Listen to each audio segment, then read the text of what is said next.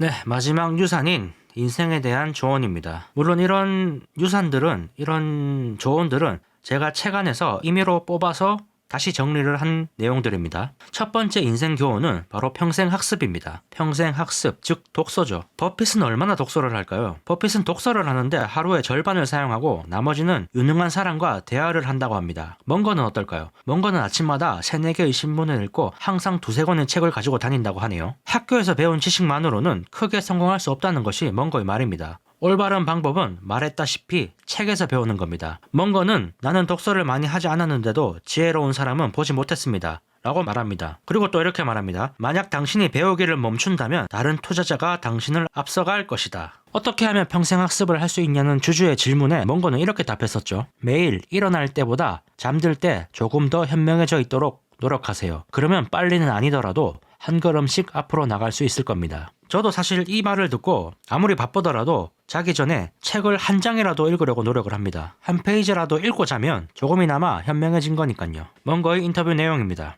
돌아보면 돈을 더 많이 벌지 못한 것이나 더 유명해지지 못한 것은 후회되지 않습니다. 더 빨리 현명해지지 못해서 유감스러울 뿐입니다. 그래도 다행스러운 것은 내 나이 92세에도 여전히 무식해서 배울 것이 많다는 사실입니다. 멍거의 겸손과 유머가 돋보이는 인터뷰였죠. 평생 학습을 한다는 것은 멍거와 버핏이 강조한 능력 범위를 늘리는 겁니다. 평생에 걸쳐서 능력 범위를 넓히는 거죠. 하지만 늘리는 동시에 능력의 한계를 반드시 알고 그 안에 머물러야 합니다. 자신의 능력 범위를 알고 그 안에 머물러라. 이 말은 겸손하라는 말과도 비슷합니다. 겸손은 능력 범위입니다. 제가 생각했을 때 겸손해야지 능력 범위를 알 수가 있습니다. 자신이 모르는 것을 모른다고 말할 수 있는 겸손. 조금 안다고 해서 완벽하게 안다고 말하지 않는 겸손. 자신을 과대평가해서는 안 된다는 거죠. 한 사람이 멍거에게 질문을 했습니다. 애플, 페이스북, 구글, 아마존, 알리바바 주가가 과대평가되었다고 생각하시나요? 멍거의 대답은 딱 한마디였습니다. 잘 모릅니다. 거시경제에 대한 질문에는 어떻게 답했을까요? 이렇게 답했습니다. 나는 조류를 거슬러 수영할 수 있기를 바랄 뿐 조류를 예측하려 하지 않습니다. 대성공과 대실패를 만나면 이들 두 사기꾼을 모두 똑같이 대할 수 있어야 합니다. 때가 되면 호황이 오고 때가 되면 불황이 옵니다. 나는 어떤 경우에도 최선을 다해야 한다고 믿습니다. 이 대답도 겸손을 강조한 대답입니다. 거시경제에 대한 예측은 능력 범위 밖의 일입니다. 능력 범위 밖에서 일어난 대성공과 대실패는 사실 똑같다는 겁니다. 내 능력 덕분에 대성공이나 대실패를 한 게 아닙니다. 그랬을 때 대성공을 하더라도 과도하게 우쭐하지 말고 대실패를 만나더라도 과도하게 위축되어서는 안 됩니다. 이 둘 사기꾼 모두 사기꾼이라고 표현을 하죠. 이 두 사기꾼을 모두 똑같이 대할 수 있어야 한다는 겁니다. 그러면서 자신은 어떤 경우에도 단지 최선을 다할 뿐입니다. 라고 말하죠. 물의 방향이 어느 쪽으로 흐르든 조류를 거슬러서 수영할 수 있기를 바랄 뿐이라는 거죠. 자신이 할 수 있는 일, 투자에 대한 조언에서 말했던 인내, 집중 투자, 좋은 기업 찾기 이런 것들이 자신이 통제할 수 있는 부분이고 이런 것에서 최선을 다하고 그 능력 밖에서 일어난 일에 대해서는 이 대성공과 대실패 두 사기꾼을 모두 똑같이 대해야 한다는 거죠. 의연하게 대해야 한다는 거죠. 이전에도 말했다시피 멍거는 자기 자신이 가장 속이기 쉬운 상대라고 말했죠. 절대로 자기 자신을 속이면 안 된다고 멍거는 조언합니다. 자기 자신에게 속지 않기 위해서 저희가 두 번째 유산에서 살펴봤던 오판의 심리학을 알아야 하는 거죠.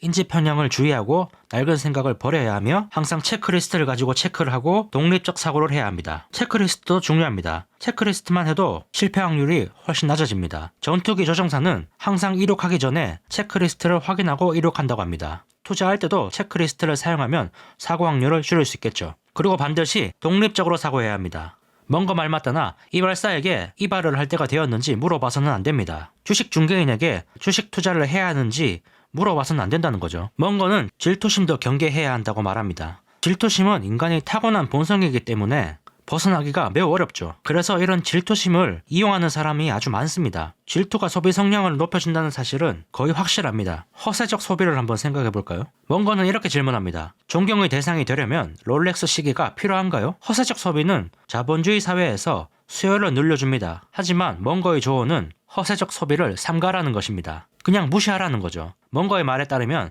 허세적 소비를 해도 그다지 행복해지지 않습니다. 롤렉스 시계 등에 돈을 소비하는 충동적인 사람보다 만족지연을 하는 사람이 장기적으로 더 잘 살게 됩니다. 만족지연이라는 거는 지금 당장 느낄 수 있는 만족을 뒤로 미루는 거죠. 뒤에 더 큰 만족을 얻기 위해서. 사실 투자와도 비슷한 개념이죠.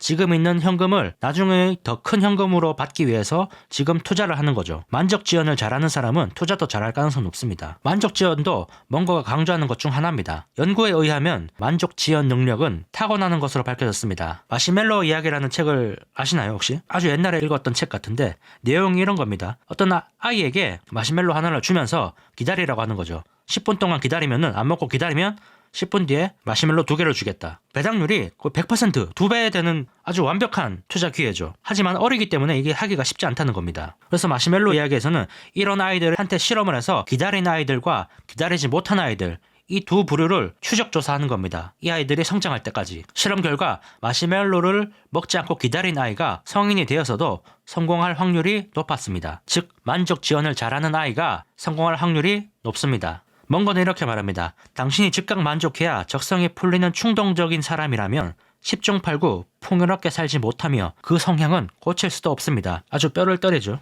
그러나 만족지연 성향이 조금이라도 있는 사람이라면 그 성향을 키워서 풍요로운 삶을 추구할 수 있습니다. 즉각적인 만족 추구는 망하는 길입니다. 쉽게 해답이 보이지 않는 문제를 발견하면 반대로 생각해보는 것도 유용합니다. 반대로 생각해보기도 몽고가 계속 강조합니다. 어떤 문제는 뒤집어서 문제를 생각했을 때 더 쉽게 문제가 해결되기도 한다고 합니다. 예를 들어서 내 업무가 인도를 발전시키는 것 이라고 한다면 이렇게 생각하는 겁니다. 인도의 문제를 더 악화시키려면 어떻게 해야 할까? 이렇게 생각해보죠. 나의 투자 수익률을 엉망으로 만들기 위해서는 어떻게 하면 될까? 이렇게 하면 답이 의외로 간단하게 보일 겁니다. 답은 뭘까요? 몽고의 조언과 반대로 하는 거죠. 모르는 사업에 투자를 하고 인내 따위는 버리고 비싼 가격에 매수하고 낮은 가격에 팝니다. 그리고 잦은 매매를 하고 가격과 가치 따위는 따지지 않고 다른 사람의 행동과 똑같이 행동하는 거죠. 또 인생에서 실패하려면 어떻게 해야 할까요? 게으르고 못 믿을 사람이 되고 몽고의 유산에서 아무것도 배우지 않으면 됩니다. 마지막으로 몽고의 조언을 한번 들어보시죠. 독일 속담에 사람은 너무 빨리 늙고 너무 늦게 철든다 라는 말이 있습니다. 우리는 모두 이 문제를 떠안고 살아갑니다. 더 부유해진다고 해서 훨씬 더 행복해지는 것도 아니고 더 가난해진다고 해서 훨씬 더 불행해지는 것도 아닙니다. 세상에는 좋은 사람이 절대 부족하지 않습니다. 우리는 좋은 사람을 최대한 많이 찾아내서 함께 살아가기만 하면 됩니다. 나머지 사람은 가까이 하지 마십시오. 세상을 살아가는 지혜는 대부분 매우 단순합니다. 노력할 의지만 있으면 내가 여러분에게 권하는 방법은 어렵지 않습니다.